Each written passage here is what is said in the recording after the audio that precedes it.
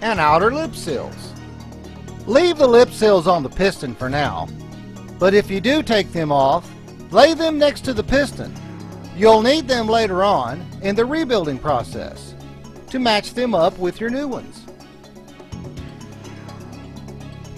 Well, that pretty much does it for the reverse input drum. Now let's move on to the main input drum. To start dismantling the main input drum, first turn the drum over, input shaft down. This is where that hole cut in the table comes in handy.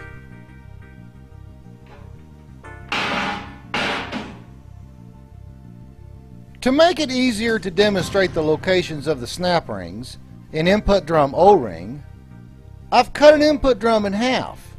Since this is a deep drum, it will make it easier for the camera to view their locations and placements. First, let's remove the 3/4 clutch pack, located here. To remove the 3/4 clutches, you'll need to remove the snap ring. The 3/4 snap ring fits in this groove. Remove your snap ring. Then remove your 3/4 pressure plate. Now underneath the pressure plate, you'll find 5 3/4 load springs. Go ahead and remove those now.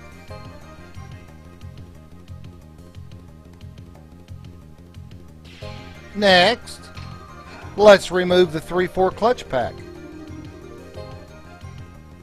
Notice at the bottom of the clutch pack, you'll find the 3/4 apply plate.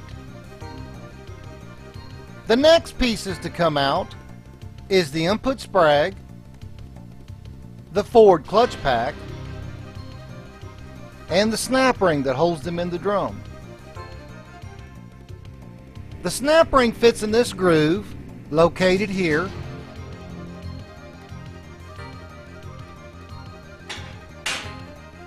Using a pair of snap ring pliers, lift out the input sprag.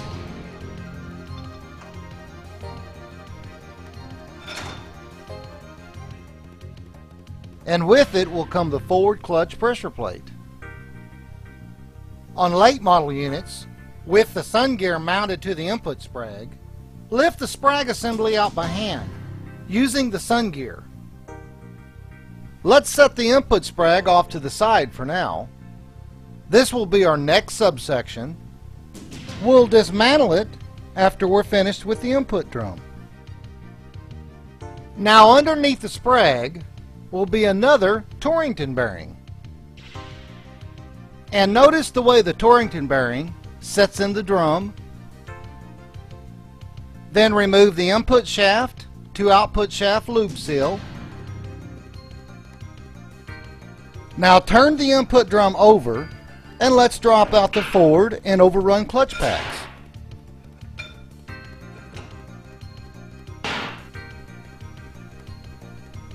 We'll start with the first steel that was in the drum and work our way up.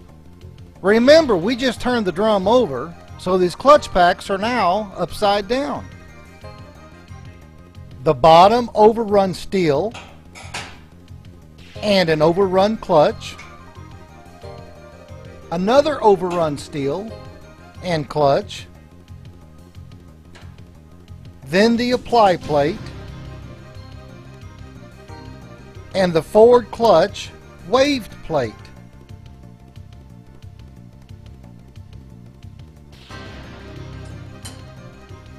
Next will be the bottom forward steel and a forward clutch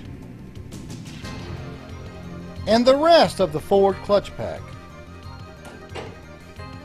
There are two clutch packs here combined into one. The overruns, which is used for engine braking, and your forwards, which are used to run your forward gears. Next, you'll need to remove the pistons and their return springs. To do this, you'll need to remove this snap ring, located here. We'll use the universal spring compressor, just like we did in the reverse input drum.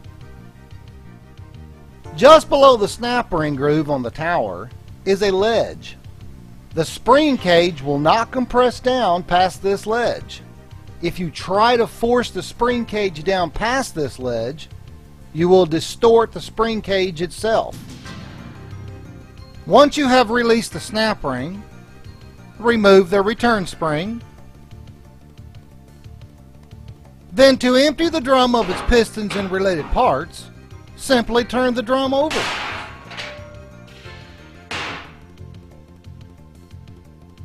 The first part that went into the input drum is the 3/4 piston.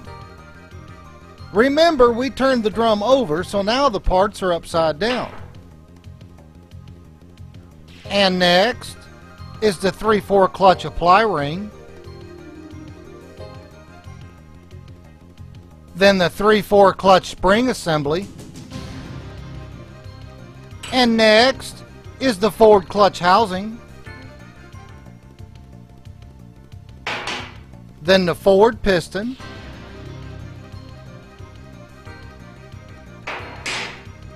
And last, the overrun piston.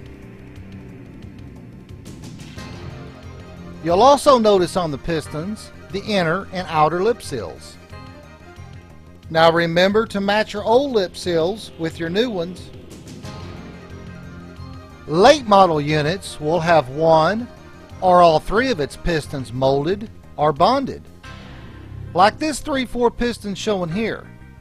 This means the lip seals are molded to the piston housing itself and cannot be removed. Now let's go back to the input drum. Looking down inside on the drum tower, you'll notice an O-ring located here. During the rebuilding process, you will need to replace that O-ring. Well, that does it for the teardown of the input drum. Lots of parts, isn't it? Now let's move on to the input sprag and tear it down. But before we dismantle it, take notice of the sprag's rotation. Just like on the low and reverse roller clutch, it will freewheel one direction and lock the opposite direction. To start the teardown on the input sprag, remove this snap ring, then lift off the overrun clutch hub.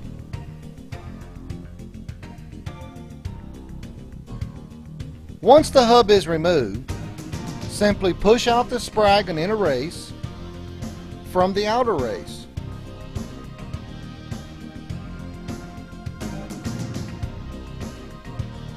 Then lift off the first retainer ring,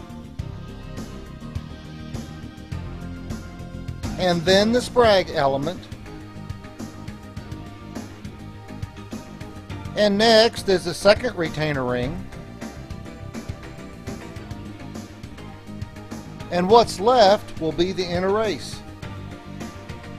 To remove the late sun gear from the input sprag, use an old socket and drive the sun gear away from the sprag assembly. Now be careful not to damage the sun gear bushings. And that's it for the input sprag. Not much to it, is there? Well, are you ready for that valve body? It's not as difficult as you may think.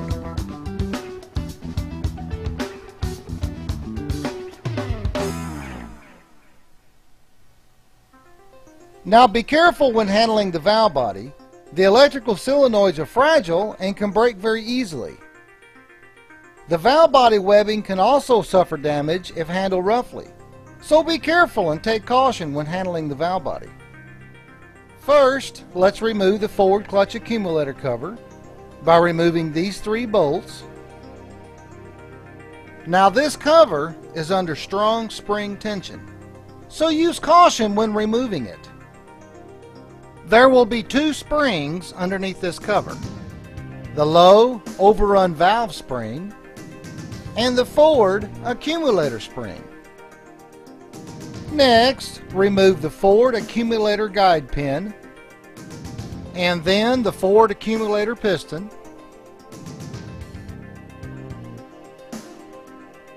Then remove the low overrun valve.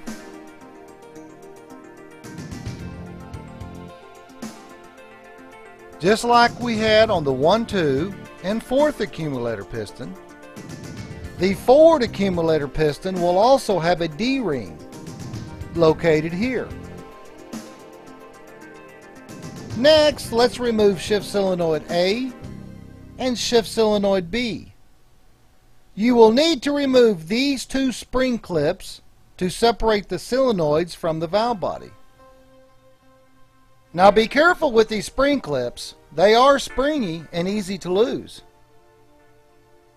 Once the clips are removed, the solenoids will simply pull from its bore. Also, the valve lineup behind shift solenoid A is under light spring tension, but nothing like the forward clutch accumulator spring cover. Still, take caution when removing this solenoid. Then remove the valve lineup.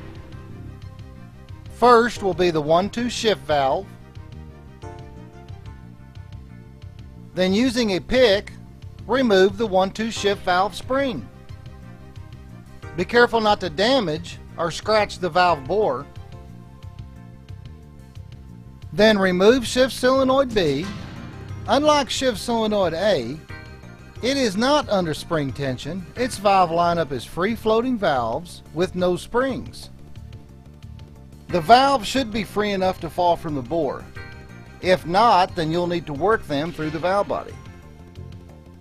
You can use either side of the valve body to do this. This may be a little difficult at first, so take your time. You don't want to damage the valves or the valve body webbing or any of the ports. I'll demonstrate this for you. Using one of your picks, working through the valve body webbing, push the 2-3 shuttle valve from its bore. Remove the 2-3 shift valve the same way. Simply work it up through the bore between the webbing and the ports. And remember, don't scratch the bores or the valves.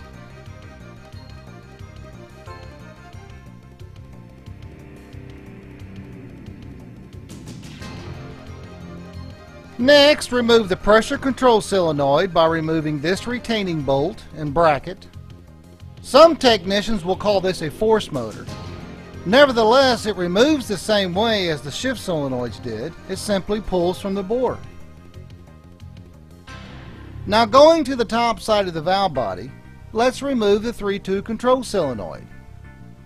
It is also held in by a spring clip located in this slot. And it removes the same way as the other solenoids did. It pulls straight from the bore.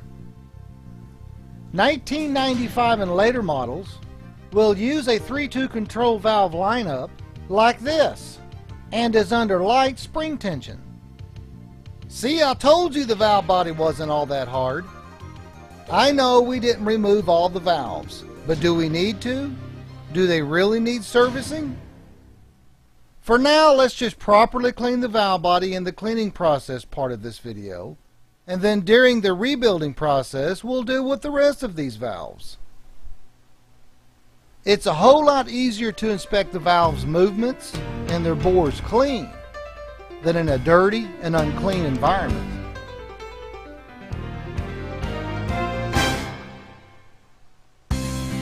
Now, the best tools for inspecting transmission parts are sight, feel and touch, and just plain common sense. Hey, it's simple. When in doubt, throw it out. We'll start the inspection process with the pressure plates and steels. You're looking for any discoloration or hot spots on the face of the steels and plates. If there are any, then they are unusable and must be replaced. Now, if any of the clutch packs are welded together, obviously they're trash, pressure plate and all. Also, check to see if any of the steels are warped. Taking the pressure plate from the clutch pack, rest each steel on top of the plate. Do not use any steels that are convex or concaved. They should be completely flat, except for the cushion steels, and they're designed that way.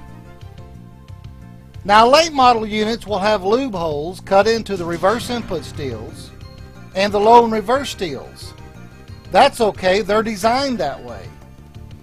Now, make sure your rotor guide and plastic washers still have their tabs and are not burnt or melted, or have any metal embedded into them. Check all of your Torrington bearings. First, clean them up good in solvent. We'll get more into solvent cleaning during the cleaning process. Roll the inner and outer races against the rollers sandwiched between the races. If the bearing feels rough and not smooth, it's trash and needs to be replaced. If your transmission uses the metal 4-tang washer, make sure the surface is smooth and it still has the brass coating, making sure it has all 4 tabs. Check all 3 accumulator pistons for cracks, and look at the guide pin bore for any wear. Now, the pin should move in the bore without side-to-side movement. Check the guide pins for any wear. If you have any pistons that are made of plastic, it's a good idea to upgrade to the aluminum style. Check all the clutch drum pistons for any cracks or damage.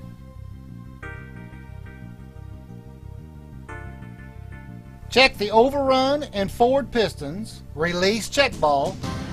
By shaking the piston, the ball should rattle.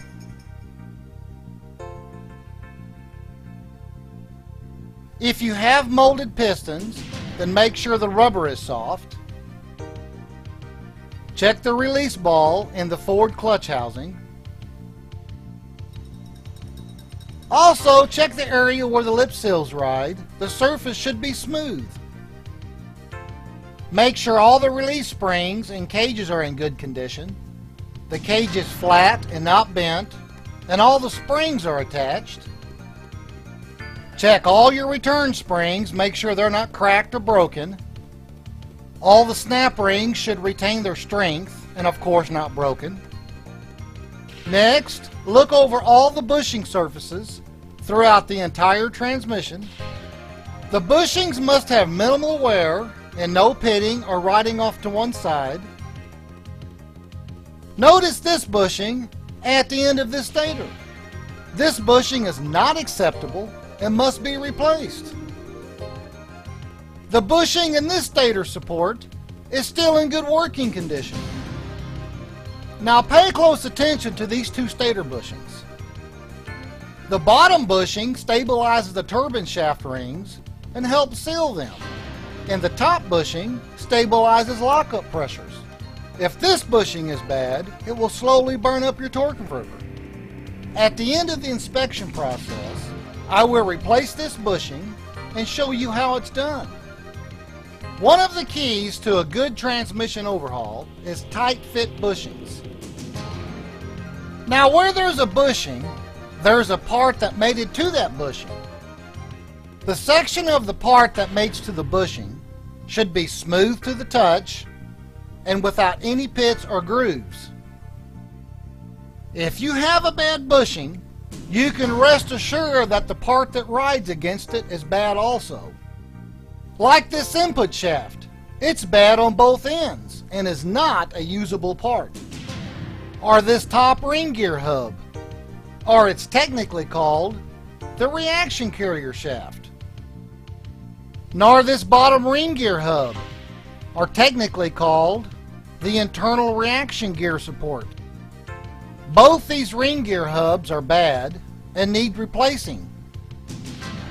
Now, to separate the top and bottom hubs from the internal ring gears, remove the snap ring located here. Now let's start with the pump and stator and work our way down through the transmission. Now, if your pump looks anything like this, you can bet that every part that makes up the pump will be trashed, including the pump body. If the pump assembly is bad, then the pump cover will be bad also.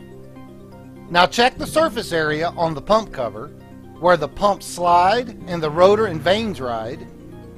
The surface area must be completely smooth with no grooves. Check the two bushing surfaces. They should be smooth with no grooves. Now look down into the stator shaft where the 4 input shaft sealing rings ride. The inside should be completely smooth, like this one shown here, with no ring grooves, except for the oil delivery holes. The inside of this stator support is completely bad and will need to be replaced. Now check the splines. They should be in good condition. Now the stator support will separate from the pump cover. First, you will need to remove these 3 bolts. The stator support is pressed in at the factory, and to remove it, you will need a good sized press. Check the 2 bushings. Make sure the check ball and orifice is in good condition.